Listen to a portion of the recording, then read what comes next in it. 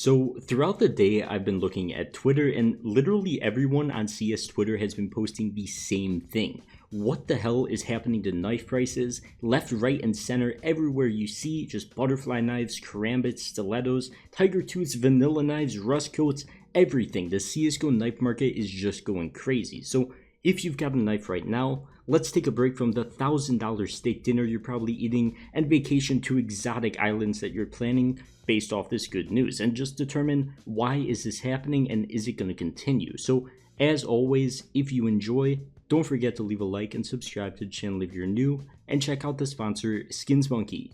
SkinsMonkey is a CSGO trading site where you can find great prices to trade your skins at, and just to prove it, here's me trading my USPS Monster mashup for a StatTrak AK Cartel, and it's practically a break-even trade. You could even make some money, and here's how. SkinsMonkey is offering up to a $5 bonus if you sign up through that link in the description today on your first trade, or just enter code SUKA in the top right when you log in for the first time. So be sure to sign up today with that link and easily trade out your old boring skins for new ones without losing tons of money. But for now, let's get right into the video. So first of all, why are we seeing this spike up only in knives and not really at all in like top tier play skins? Like, for example, two skins I own, the AK Fire Serpent and the Glock Fade, not really moving at all on third-party websites, while on the Steam market they've been looking pretty strong in the past few weeks. So what's up with that, and why are we only seeing it in knives so far? Well, to be completely honest, I think it's once again because of this dry period in the game. The only thing for players to spend money on is older stuff, operation skins, cases, stuff like that, and of course just normal play skins and knives that they'll use. I'd say that knives are the first to be taking off in price, since I think demand is just way higher than supply in knives and quantity is just nowhere near. So just to prove this, according to the CSGO official blog post, there was over 22 million unique accounts in the past month that played CSGO. 22 million different players. And if we browse around CSGO Float and look at the average quantity of some knives out there, it's usually in the mid-thousands or very low 10,000s. Knives like the butterfly knife have absolutely proven to last through this and continue a strong trend since so many people like them, even though there is some more supply of them. I mean, even if like 10% of the CSGO player count owns a knife, which I think is a fair estimate and low if anything, that's 2.2 million unique accounts in just the past month that own a knife. So even with each knife having many thousands in supply, that's still really low compared to the big picture. And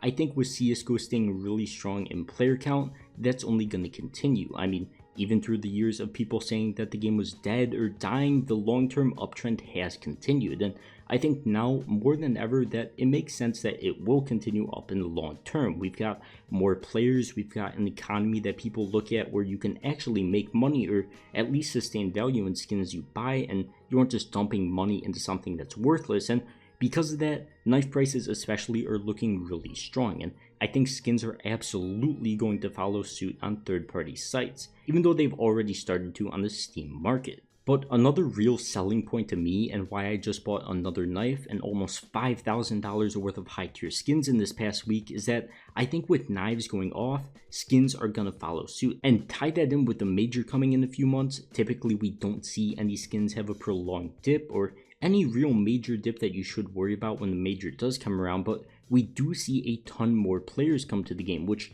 means more people are gonna be spending money on skins, of course. Now, even though the sticker capsules and all that will probably take attention away from the knives, play skins, stuff like that for a while, I think Valve constantly doing events, now seeming to follow them with operations somewhat consistently, that new players are going to be flocking towards the game, old ones are going to stay as well with all this new content, and with the good skin economy, people get attached to their skins and they want to keep playing the game because of that, especially when they have real value. And over the long term, skins I think are still going to increase in price because of this. Even if you don't agree with me for whatever reason, which is fine, let's just say that you think skins are overvalued for whatever reason already. I just completely disagree with that, especially with this long-term uptrend and how it's looked so far, and just how the CSGO roadmap is looking with 2 majors a year, with seemingly consistent operations, and for years, people have proven that they're fine with paying more and more for skins. Sure, during certain times, usually after operations like Riptide get released, and what we'll probably see during the next operation, we fall back to support levels and hold there for months at a time. Price sits kind of stagnant, nothing really happens. Definitely goes through a bit of a dip, but nothing really insane. It just goes to a dip to an amount that we've seen before, and it's been at that amount before for a prolonged period of time. So this is a support level. It's not like it's dipping 50%. It's not like things are becoming absolutely worthless. It's just a normal market trend and seems to be continuing up long term. And there's nothing that really changes my mind and says, oh, we're in a bear market now, things are just going to start going down. Because to me, there hasn't just really been any signs of it yet, especially with knives increasing now. And this is why I'm such a big fan of investing long term in the game.